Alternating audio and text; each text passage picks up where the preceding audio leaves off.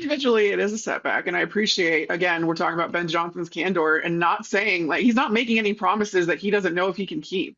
And that's what I really like about this. He's saying he is missing a lot.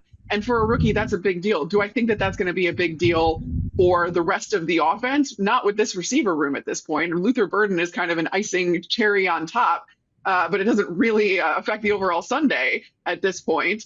So I think that the Bears overall are going to be okay, but Luther Burden missing this time with Caleb Williams, with his quarterback, around his other receivers, around the rest of the offense, that is going to take some time to kind of get up to speed and to prove, again, this, I think that was Ben Johnson's biggest point, to prove what he can do and to prove what he can handle, because that's what, again, this time period is being used for every player.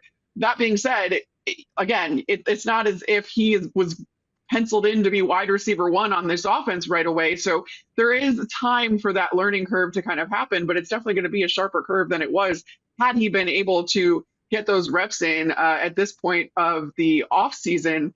But with Caleb Williams and Rome Odunze being at this kind of point of OTAs, this voluntary point of OTAs, that tells me that these guys are willing to go above and beyond for their teammates. And I do think that maybe if it takes some extra work with Luther Burden to get him up to speed, I think Caleb Williams would do that because it seems like that's the type of quarterback he is.